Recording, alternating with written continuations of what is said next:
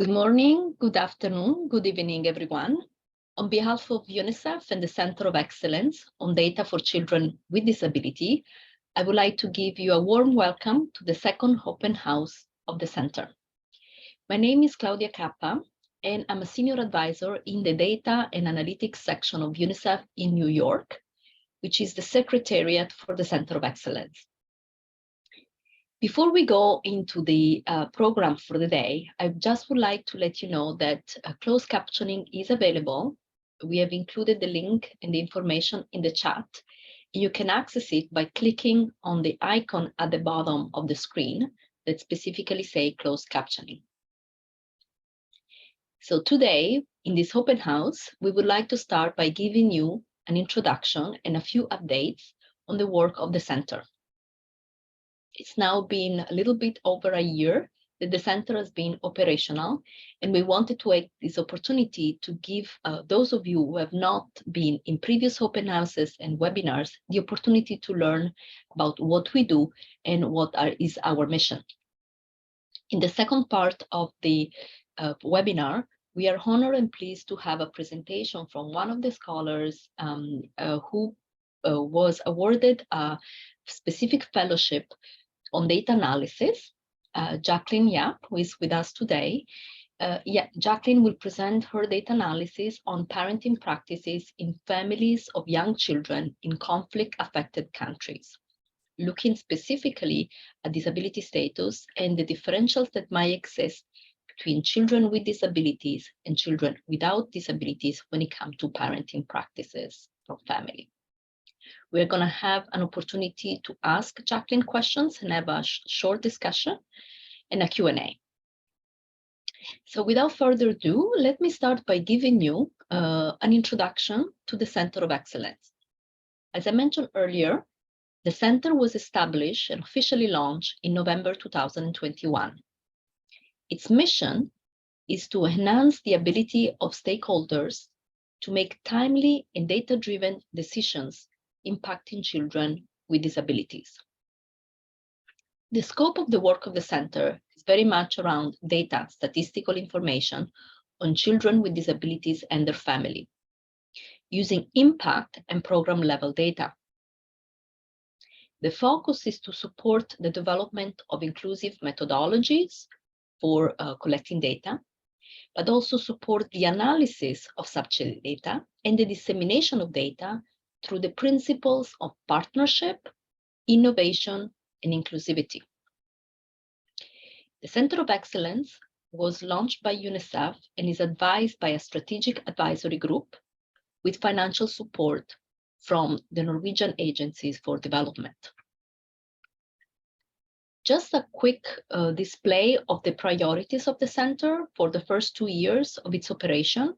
So the development of inclusive methodology, because we want to increase the availability of such methodologies.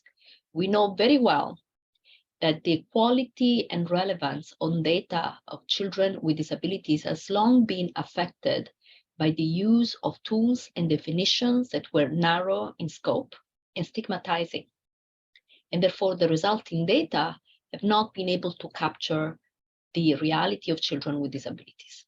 So we want to contrast and we want to make progress in this respect by developing methodology that take into consideration the lived experience of children with disabilities and their families. We also want to support inclusive data collection. And inclusive data collection means not only the use of appropriate tools, which I just described, but also ensuring that the process of collecting data is inclusive of persons with disability through the necessary accommodations and sampling. We want to help improving access to data. It's critical once data are collected, the data are used to inform policy and advocacy. So we want to foster data access, but also knowledge sharing. I think we are at a critical time.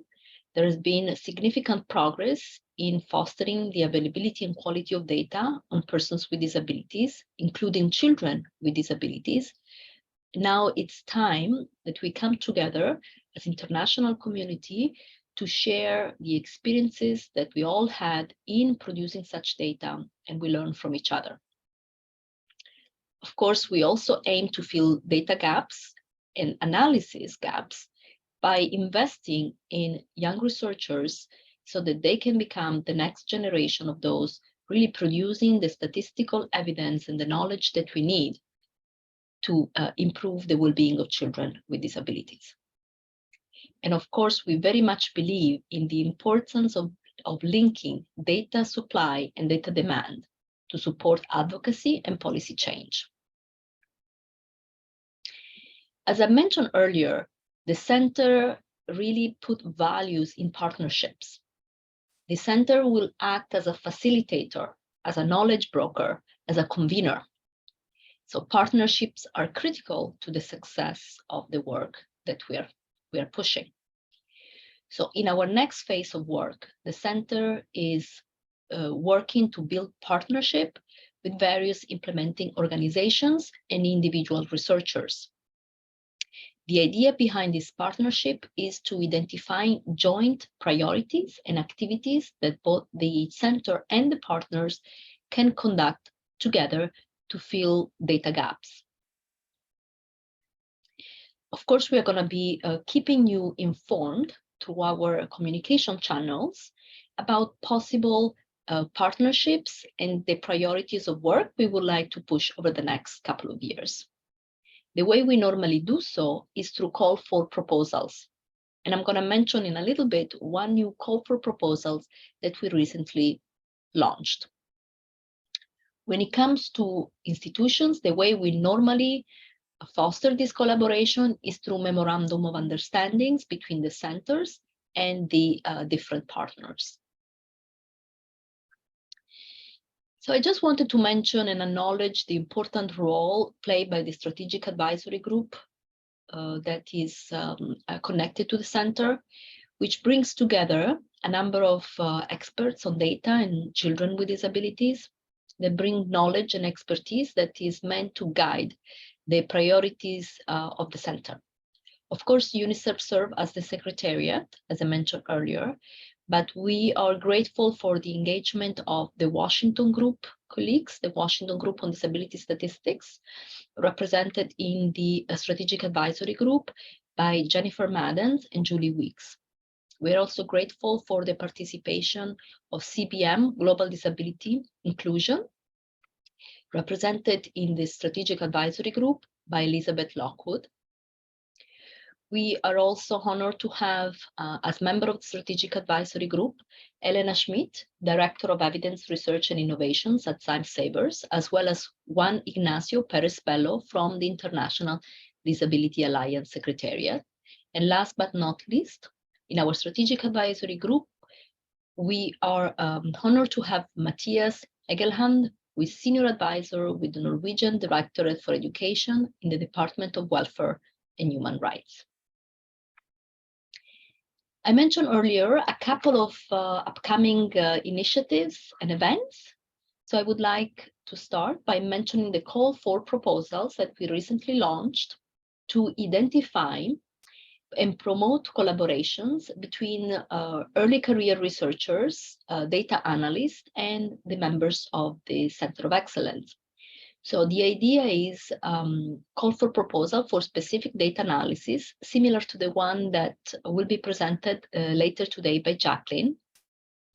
So the idea is for qualified candidates to apply by sending a proposal on a data analysis that will be performed by the applicants under the supervision of a senior advisor, which needs to reside in an institution in the form of a university or a national statistical office. The fellows will receive funds to complete the analysis. There will be a competitive process through which we hope to be able to select at least 2 fellows that will be with us for the next 12 months. The application deadline is approaching. Is May 1st, 2023 at midnight East. And for more information, you can visit our website, and we will put in the chat box all the information on our website. the website of the Center of Excellence, you will find more information on who is eligible to apply and how to apply. Another upcoming event we want to mention, we are launching the first ever summer school course on analyzing data on children with disabilities, which we will conduct in partnership with the University of Trento in Italy, in Rovereto. This summer school will last approximately a week, to be precise 4 days, between the 21st and 24th of August 2023, and is open to participants working in countries in Europe and Central Asia that have collected data using the child functioning module, which is a data collection instrument that was launched by UNICEF and the Washington Group on Disability Statistics, and can be used to identify children with disability and produce estimate on the proportion of such children in a population. The training aims to increase participant knowledge on how to analyze and interpret data on children with disabilities obtained through the child functioning module. So the target audience for this training is representative of national statistical offices, academics, and other professionals whose primary work is to conduct data analysis. And we are targeting particularly early career researchers. The application deadline is May 15, 2023. There are no fees to attend the school, but of course there are costs associated with travel to the location and living expenses during the 4 days, and fellowships are available to a limited number of participants who apply and indicate that they would like to receive financial support. So again, this information is available on our website. We will include the link, and we will be grateful if you could circulate this information among your networks. And now I want to introduce the speakers for the day, starting with Jaclyn Yap, who is PhD student in economics at Fordham University of New York. Jaclyn has been working with the center on this project over the last approximately 12 months, and we are very honored to have her. Jaclyn brings a lot of expertise and experience, and she has been working in the field of disability data for quite some time, even prior to working with the center on this project. She's a national of the Philippines, and we're really honored to have her as one of the first generation fellows of the center. Jaclyn has been conducting her PhD, but also the research that she's going to present to you today as part of the center under the supervision of Sophie Mitra. Sophie is a world expert on disability and is professor of economics at Fordham University. Sophie is also the founding director of a research consortium on disability. She's a fellow and vice president of the HDCA. So again, we are really pleased and honored to have both Jaclyn and Sophie as part of the center's work.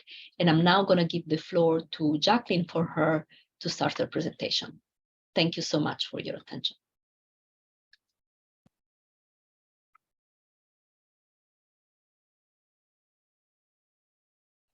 Good morning, or good afternoon, and good evening to everyone who's watching us today. So can you see my screen well? Yes, we can. Thank you, Jaclyn. Thank you. So thank you so much for having me here today. I am Jaclyn Yap again, and I am a PhD student in economics at Fordham University. So today I am here to share with you my research on parenting practices in families of young children by disability status in 4 conflict-affected countries. So in 2018, it was estimated that over 350 million children were living in conflict zones and were at risk of being deprived of their rights as stated in the Convention on the Rights of the Child. And many studies show that children who are exposed to highly stressful environments are more likely to exhibit cognitive and social-emotional developmental delays and poor physical and mental health. Children with disabilities, particularly those living in conflict countries, conflict areas, face an even higher risk of experiencing violence and psychological distress abandonment, stigmatization, and discrimination than their peers without disabilities. This is a violation of their rights as stated in the Convention on the Rights of Persons with Disabilities. Until recently, there has been a lack of knowledge on the global quantitative evidence on the well-being of children with disabilities, in part due to a lack of reliable and internationally comparable data. But thankfully, there has been progress. In 2021, UNICEF published a report on the well-being of 240 million children with disabilities around the world and demonstrated that children with disabilities experience even more deprivations in many areas of their life than children without disabilities. In this study, I examined whether parenting practices differ among families of children with and without disabilities, and I studied this in the context of conflict-affected areas.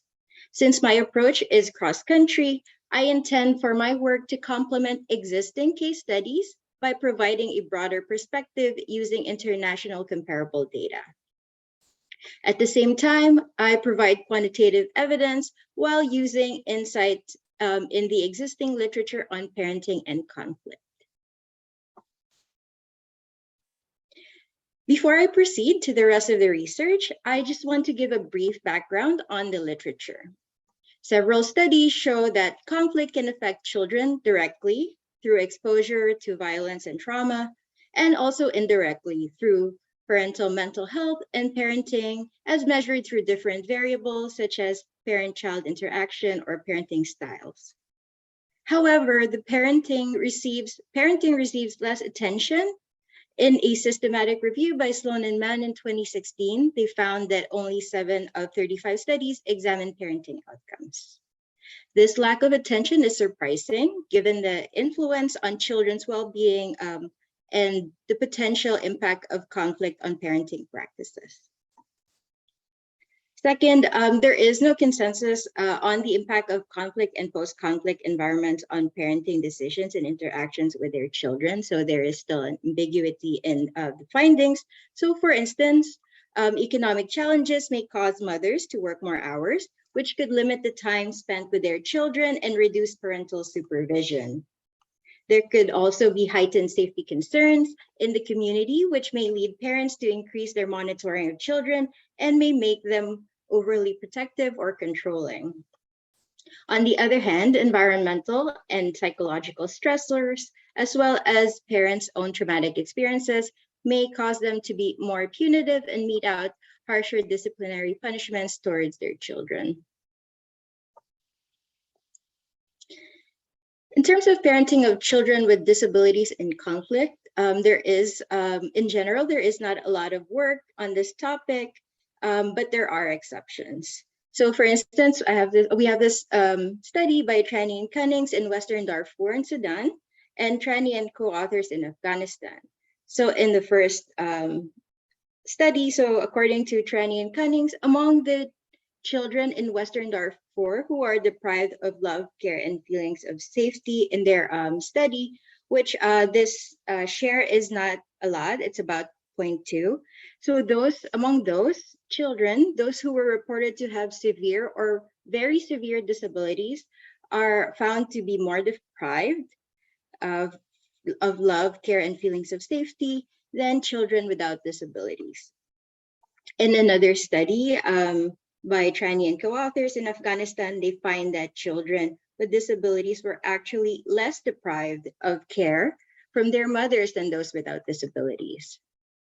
In these two studies, when looking at the experience of material deprivation, they find no difference between children with and without disabilities. And this is not a surprising result since conflict is strongly associated with poverty. Just to summarize, there is still no consensus on the relationship between conflict, children's disability status, and parenting practices, and my work attempts to add knowledge to this area.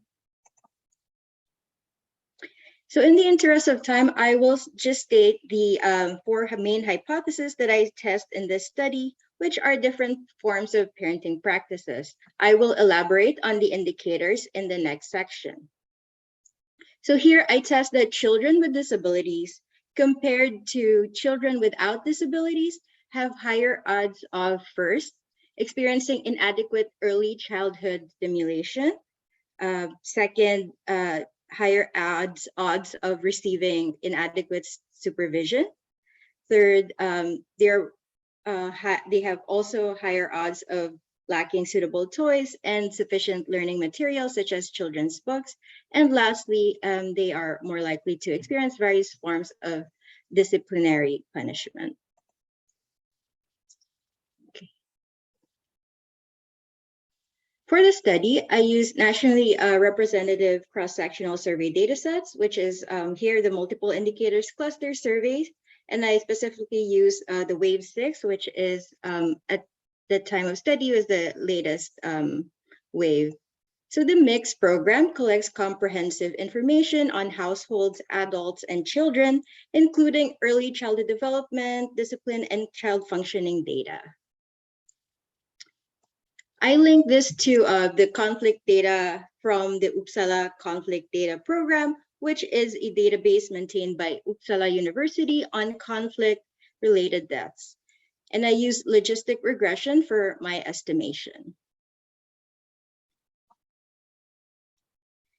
The selection of sample countries is based mainly on data availability of the latest round of mixed data and the presence of conflict during the period of interest. So here, which is 2017 and 2019. So this is during the survey administration period.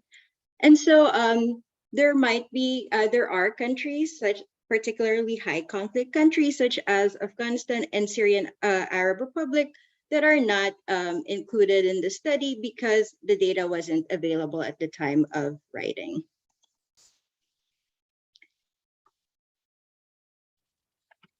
Now, for my explanatory variables, I use two main variables, so conflict intensity and disability.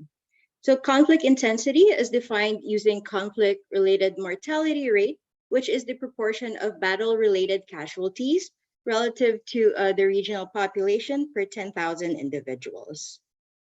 How disability is defined using the child functioning module designed by the UNICEF and the Washington Group.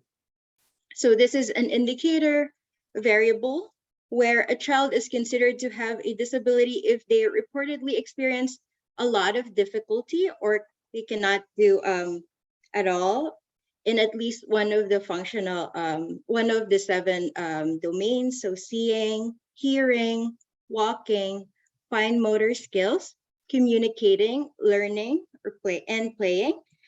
Or if they answered a lot more, having a lot more difficulty in controlling their behavior compared to their peers. So for the outcome variables, I examine 8 indicators to capture different facets of parenting. So first, the inadequate early childhood stimulation is an indicator variable equal to 1. If any adult in the household performed 3 or fewer positive parenting child activities out of 6 in the list in the past 3 days. So this would include activities such as reading books with the child, singing songs with the child, playing with the child. And inadequate supervision is an indicator equal to 1 if the child was ever left alone or left with another child for under the age of 10 years old for at least an hour. And the next 2 are material deprivation, such as lack of suitable toys and owning 2 or fewer children's books in the household. And the last 4 indicators are indicators of receiving violent disciplinary punishment. So we have physical, psychological aggression, and harsher disciplines. And the last is just capturing if the child experienced any of these 3 violent punishments.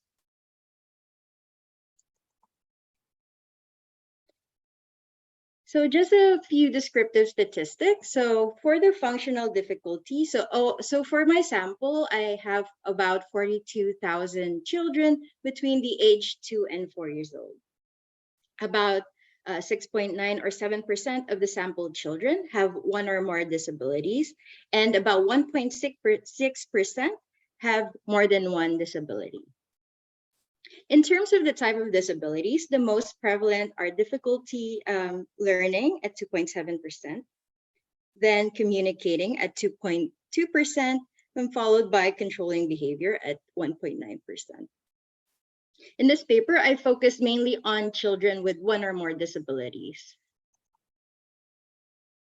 In terms of sample countries, the prevalence rate of young children with one or more disabilities range from 2.8% in Iraq to 14.8% in the Central African Republic, with a median of 8.8%.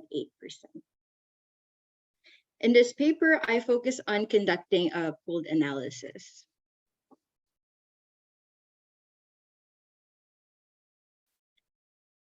So very briefly, I just want to give an idea of the conflict intensity in the sampling region during the concurrent survey period. So among the affected regions in each of the 4 countries, the Democratic Republic of Congo has the lowest average mortality rate at 65.5 per 10,000, and Iraq has the highest average mortality rate at 139.3 per 10,000. Considering all 4 sample countries, the mean mortality rate is about 94.6 per 10,000.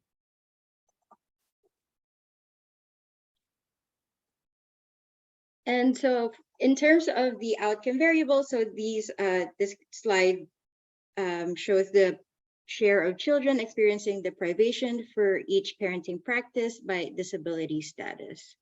So just to give a brief overview, so for 4 indicators, the share of children with disabilities who experience deprivation, so have a higher a share of those indicator variables is significantly higher.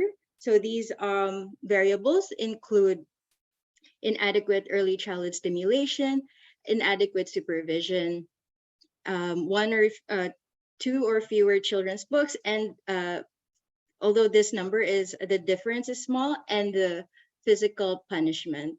And the rest of the variables are not significantly different from between the 2 groups.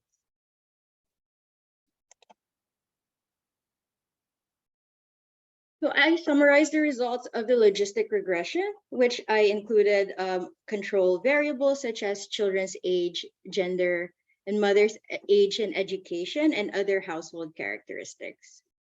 So I find that children with disabilities are 1.5 times more likely to receive inadequate early childhood stimulation than those without. And this is regardless of conflict level.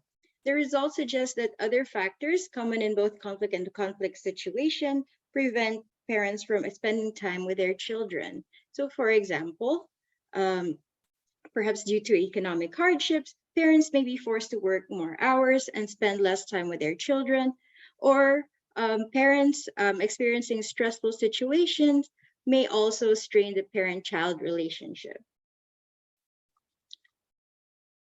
Children with disabilities are 2.3 times more likely to lack books, and this result varies little by conflict. And I find no difference in ownership of suitable toys. And just as in the literature, this is mainly a factor of poverty in conflict areas. Third, children with disabilities are 1.3 times more likely to receive inadequate supervision. However, I find that this gap declines and eventually it reverses, although this is small. And this is consistent with the literature that parents in the conflict environment tend to be more protective and are more concerned for children's safety. Fourth, children with disabilities are 1.5 times more likely to experience physical punishment, but this trend declines and eventually it reverses, although the gap is again small as conflict levels rise. And in terms of experiencing psychological aggression and harsh punishment, I find that they have a similar likelihood. I find similar likelihood of experiencing these between children with and without disabilities, and this is true across conflict levels. So just to wrap up, so the research aimed to assess whether parenting practices among families of young children with and without disabilities, particularly in conflict-affected areas. I find that children with disabilities are at risk of experiencing poor parenting practices for some indicators. But the disparity between children with and without disabilities vary little as conflict intensity rises or it changes. Of course, as with any paper, with any study, there are limitations. So my paper, for instance, does not have causal claims. And also the results are also limited partly due to the nature of conflict itself. So for instance, there are some areas that can't be surveyed because of safety concerns for the field staff. So that is a reality. And also the one limitation is also the measure of conflict intensity. So here I used battle-related mortality rate, and of course, I did not test for other variables, other measures of conflict variables, and that might affect or impact the findings. But overall, my work highlights the need for more research to shed light on the situation of children with disabilities in conflict-affected areas, and also to provide tools and guidance for parents to support their children. So again, I want to thank everyone for listening, and I am very happy to answer any clarification and question on this work. Thank you.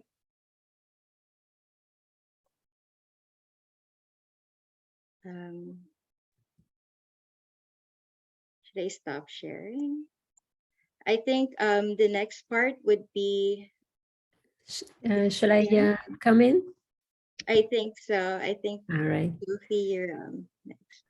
Okay. Hello, everyone. My name is Sophie Mitra, and I'll be offering some comments. I apologize for not having my video on. I have some technical difficulties at my end. So thank you so much for the for this event. Thank you to the Center of Excellence on Data for Children with Disabilities, and thank you to UNICEF for organizing and having me be a part of this. So I would like to congratulate Jaclyn for this very important paper that helps to fill the disability gap on children with disabilities.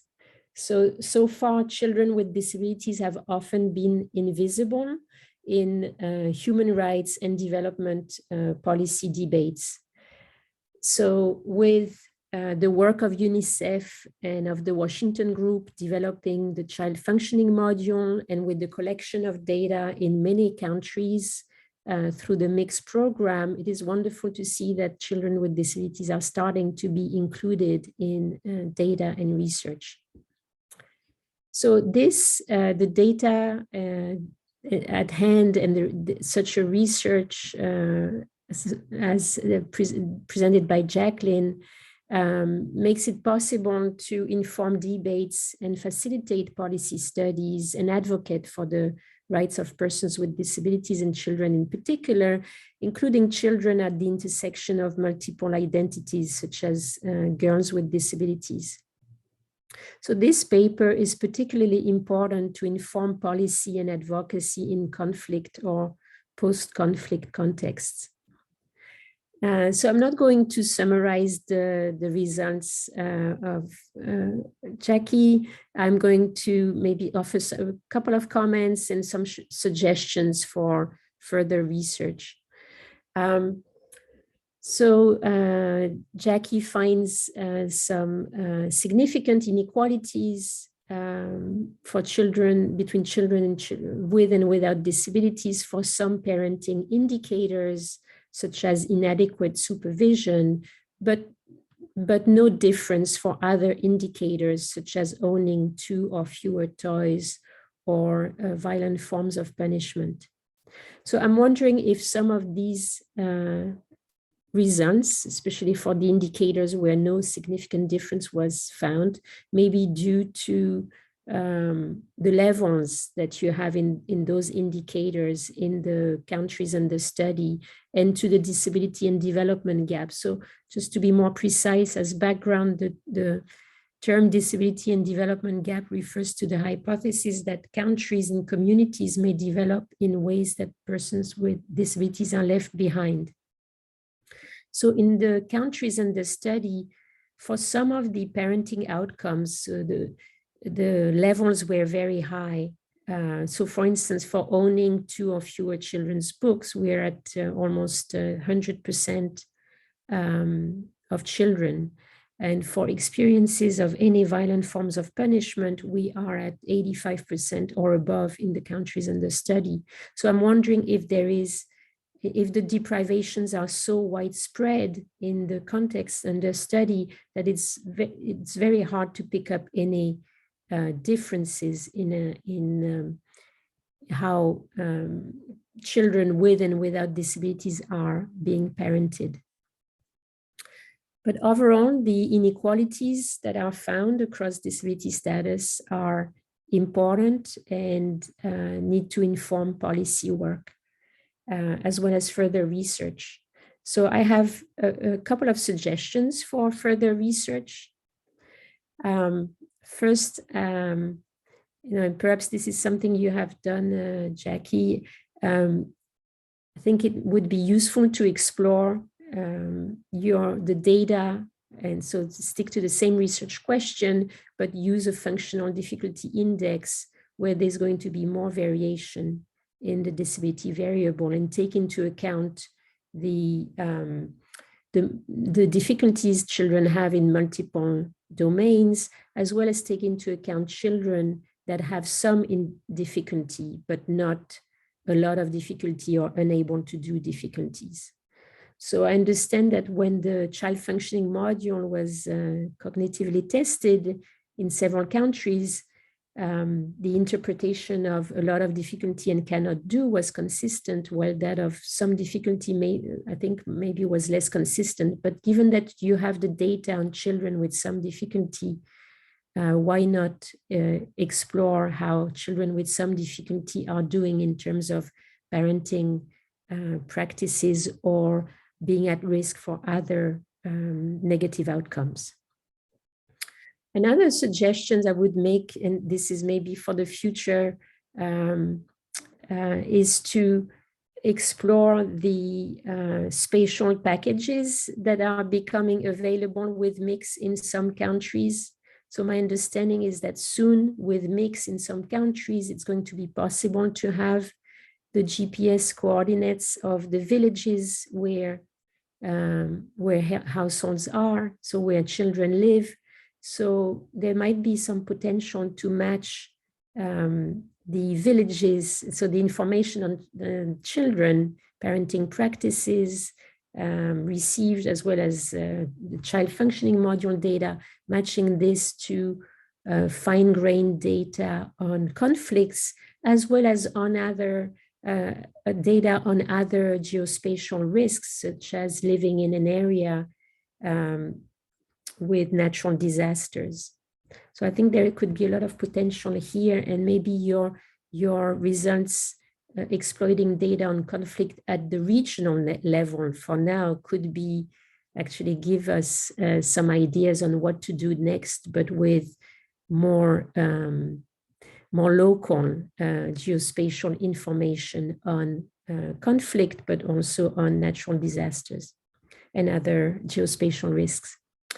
And third, I would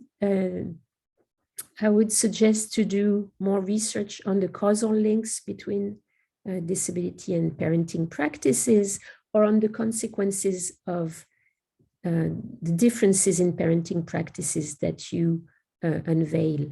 So on the causal links, is disability the driver of the difference in parenting practices, or are the different parenting practices perhaps the cause of functional difficulties?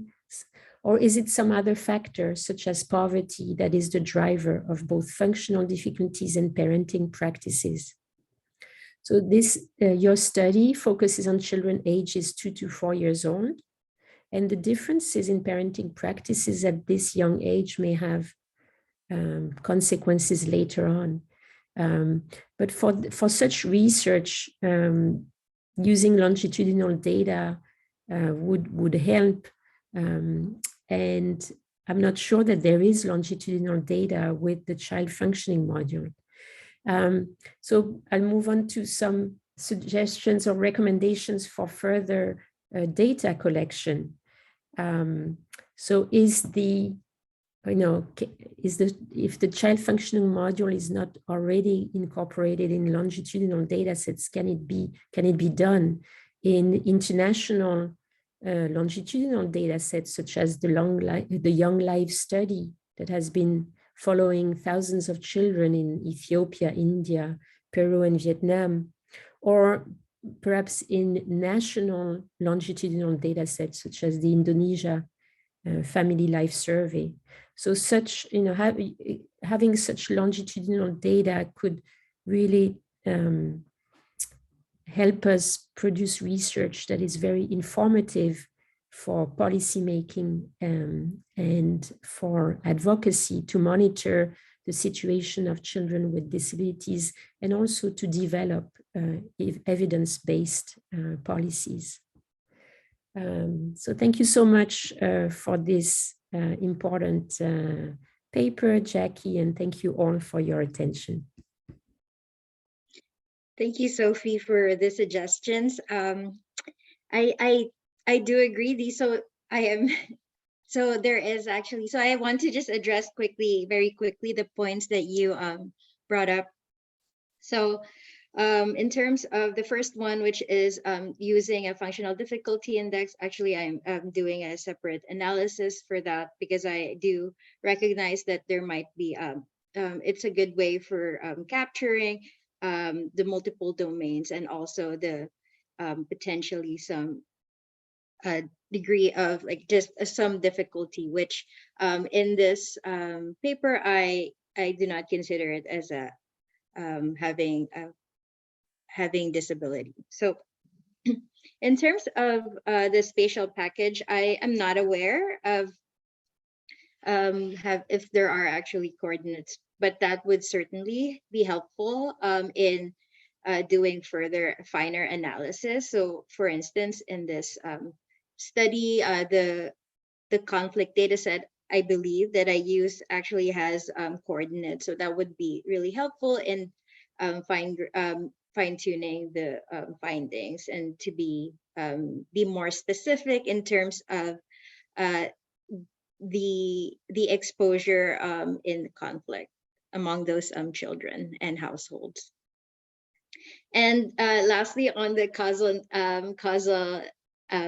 impact, or the causal claims, as we both know, and a lot of researchers in this room know, that it's very difficult to make causal claims, and I've been very careful about this. And it would be great to have data or some sort of quasi-experiment to be able to actually make causal claims on the impact of disability on parenting practices. I do know that because this is only a correlational study, then there are other factors that are playing in the background, such as poverty, as you have mentioned, and I cannot rule out these claims. I can only control, and that's as much as I can do. But if there are such suggestions, I would be very open to them. And yes, I am always for a long collection of disability, of functional difficulty data in a more longitudinal form. I also studied children's health, and as we've known, like children's health, such as anthropometric indicators, so height and weight are actually collected, are more incorporated in these kinds of studies, and it has been very helpful in informing what kind of programs should be included in early childhood projects or programs or initiatives of governments and also of organizations.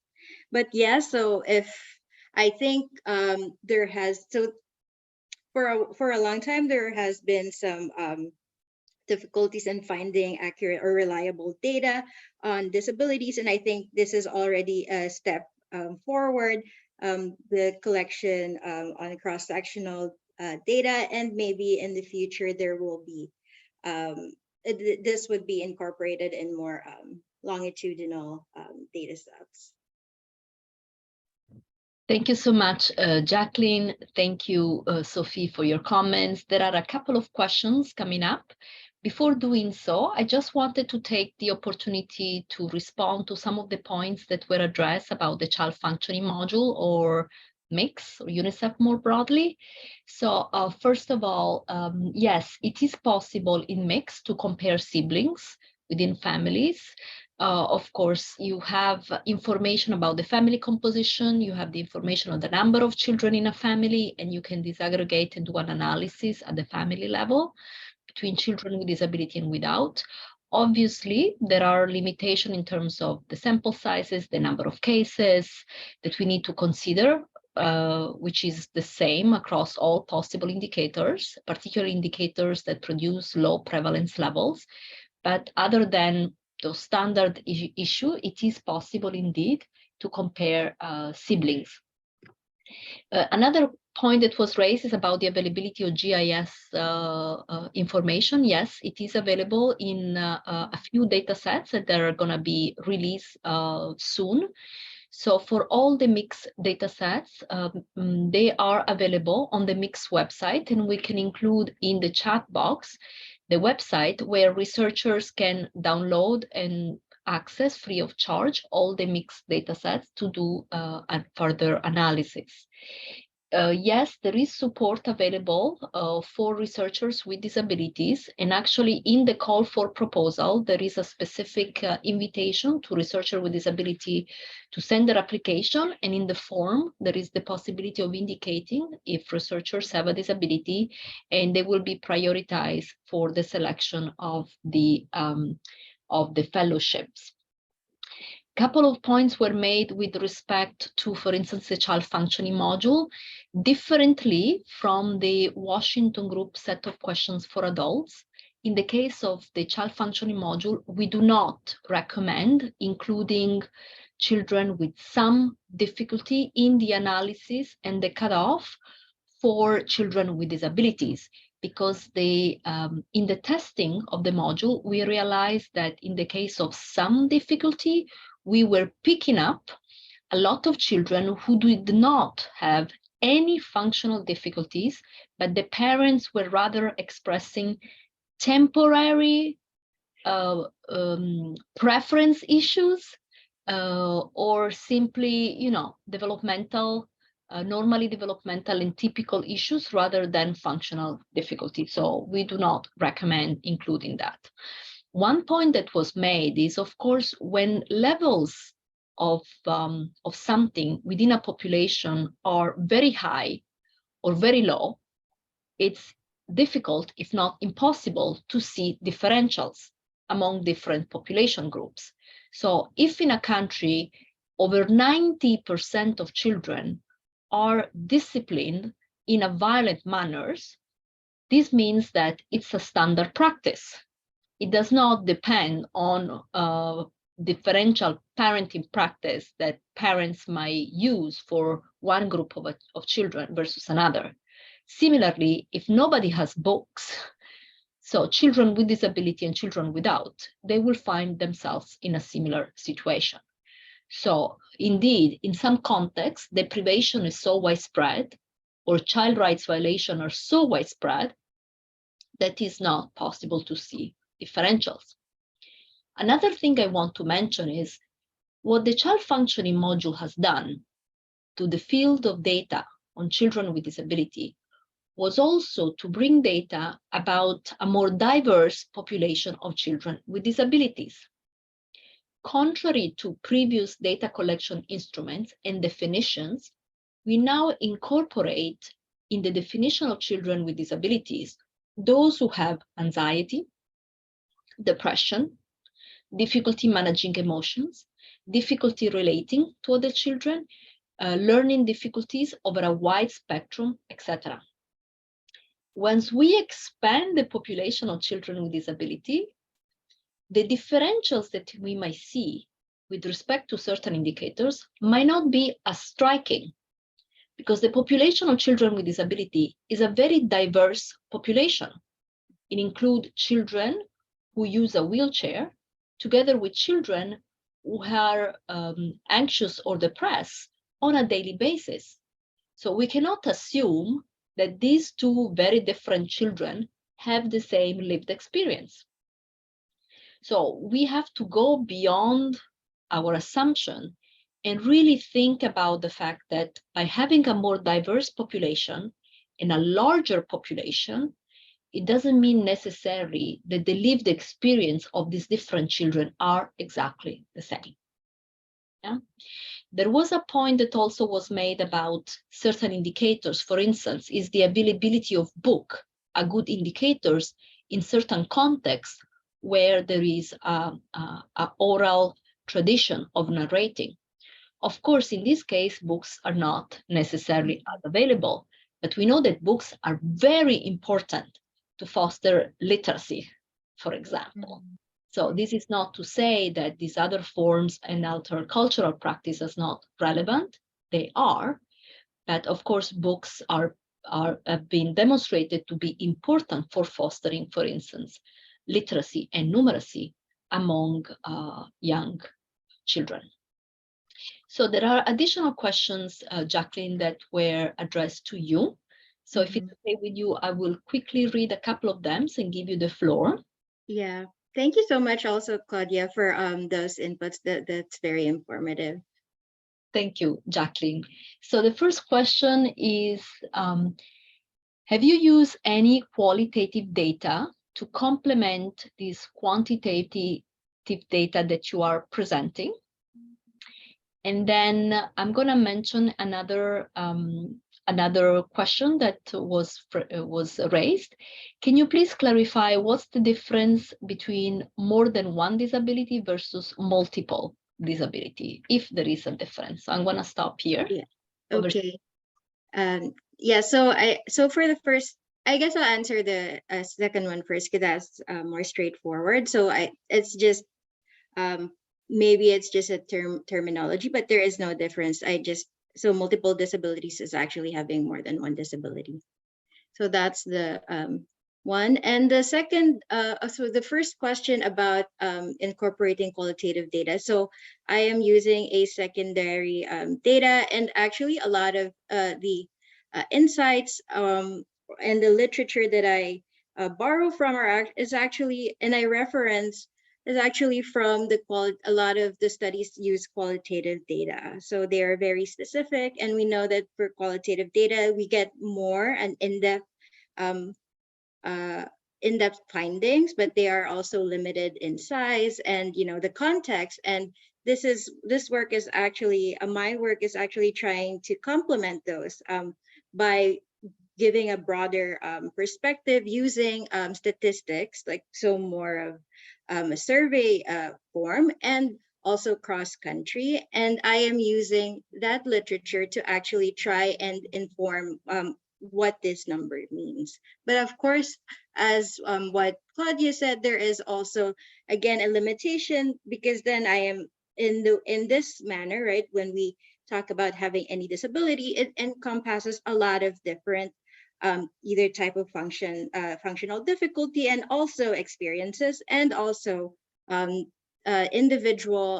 unique individual experiences of either having a disability or also living in a specific context. So again, there is some limitation as to what we can say. Thank you, Jaclyn. Another question is, what was the challenge you faced in conducting this study?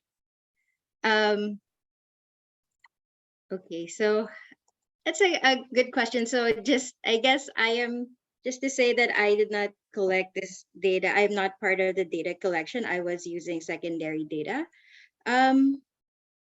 I think the main challenge really is using conflict data, if anything, and sharing this as an experience of as a researcher conducting a study on conflict. There are a lot of limitations. There are a lot of caveats because when you talk about data, for instance, because this is a cross-sectional study, we can't really have information on migration, and that's a common thing to happen when there is conflict around the area, right? So, but that is a limitation, and also if there are security reasons, right? There are safety reasons for the field researchers, then they cannot they cannot collect data in that area, and because they could not gain access to that area, I would be missing out on that information as well as a researcher using secondary data. Those are like the main challenge in using conflict data. Thank you so much, Jaclyn. And indeed, as we are here discussing about the importance of analyzing the data, we always have to remember that these data collection are significant undertaking. So even if as researcher we have the desire to know everything that is going on, there are some practical and logistical considerations, such as in a conflict affected area, it's not safe and it would be irresponsible to send out interviewers to conduct a household survey, because the priority has to be protecting individuals who participate in research for possible damages and risks. So of course, access will be another issue, right, in conflict affected zones. So it's very difficult to obtain data, and even more so, good quality data when there is a conflict going on, as it is difficult sometimes to deliver basic products and necessities. So we have to, of course, take these logistical consideration in mind. And one thing I also want to mention before we close is that these data are not collected by UNICEF. These are large household surveys conducted by national statistical offices and other relevant stakeholders in the countries where these data are from. So these are nationally owned and implemented data collection efforts, and countries and statistical office have to be praised for having invested time, resources, and dedicated their own expertise to collecting these data to bring visibility to the issue. So, of course, much more can be done in terms of, for instance, improving the way data are collected. But I think it's time that we also acknowledge that the investment that countries have made in producing such statistics. We are now at the end of the hour. So I just wanted to take a moment to thank you all for your participation and your engagement. Thank Jaclyn and Sophie for sharing with us the work, and particularly Jaclyn for having dedicated her time and expertise to producing this paper. The paper will be available on our website in June, will be officially launched. And I also want to take a moment to thank and acknowledge those who have helped us put this webinar together, from the sign language interpreters to Archana Diwadi and Mawish, Yumayun, who is with us today, and all those who are working behind the scene in support of this webinar. Thank you again for your participation, and we look forward to being in contact again for the next activity of the Center of Excellence. Thank you so much, and goodbye, everyone.